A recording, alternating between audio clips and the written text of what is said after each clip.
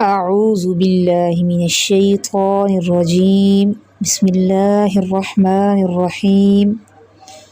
تفسیر کا لیکچر ہم شروع کرتے ہیں۔ ہمارا آج کا ترجمہ و تفسیر کا لیکچر آیت نمبر 13، 14 اور 15 پر مشتمل ہے۔ شروع کرتے ہیں۔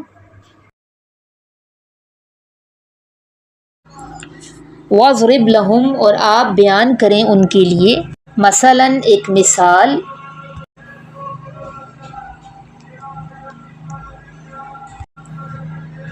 اِذْ جَاءَهَا الْمُرْسَلُونَ، جب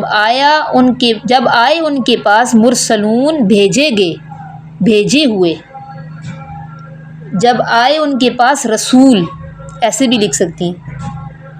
جب آئے ان کے پاس رسول۔ یہ کون سی بستی ہے جس کا اللہ نے یہاں تذکرہ کیا؟ کچھ اختلاف ہے، لیکن راجح رائے یہ ہے کہ وہ انطاکیہ کی بستی ہے، ٹھیک ہے، اور جو ترکی شہر میں ہے اس وقت، ٹھیک ہے، انطاکیہ کی بستی یہ ترکی شہر میں واقع ہے۔ اب ان کی طرف کون بھیجے گئے، نبی تھے یا مبلغین تھے، اس بارے میں بھی اختلاف ہے۔ بعض مفسرین کی رائے ہے کہ اس میں عیسیٰ علیہ السلام کے بھیجے ہوئے 3 مبلغین آئے تھے، اور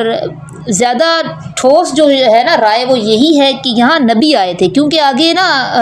انہوں نے جس انداز سے نبیوں کو تانا دیا نا، وہ تانا عموماً انبیاء کو دیا جاتا ہے، تو اس لیے زیادہ ٹھوس رائے یہی ہے کہ یہ انبیاء آئے تھے، مبلغین نہیں تھے۔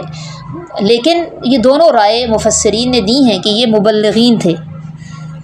اور بعض نے کہا ہے کہ یہ نبی تھے جب بھیجے ہم نے ان کی طرف۔ اچھا، اور آپ بیان کریں ان کے لیے ایک مثال بستی والوں کی، جب آئے ان کے پاس رسول، اذ ارسلنا، جب بھیجے ہم نے، الیہم، ان کی طرف، اثنین، دو رسول اللہ نے بھیجے، جب بھیجے ہم نے ان کی طرف 2،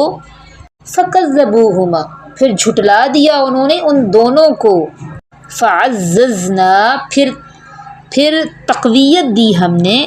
عزیز رشتہ داروں کو کہتے ہیں نا، عزیز رشتہ داروں کو عزیز اسی لیے کہتے ہیں کہ اس سے انسان کو تقویت ملتی ہے، قوت ملتی ہے،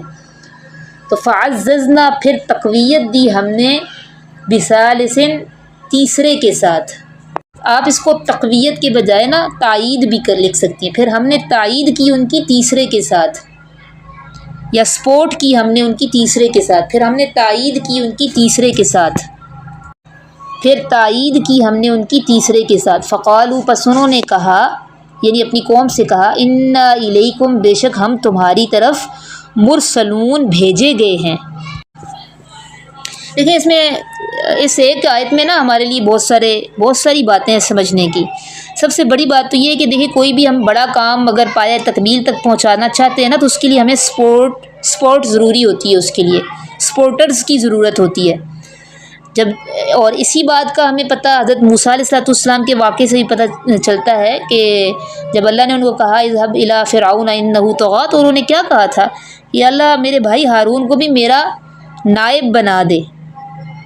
اور میری کمر، میرے بازو اس کے ساتھ مضبوط کر دے۔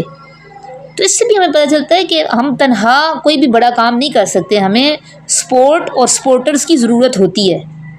چاہے وہ کتنا ہی بڑا ولی اللہ ہو، سپورٹ کی ضرورت رہتی ہے انسانوں کو انسانوں سے حوصلہ ملتا ہے۔ تو اس لیے کبھی یہ نہ کہا کریں کہ بھئی میں اکیلی بڑے تیر مار لوں گی، ٹھیک ہے،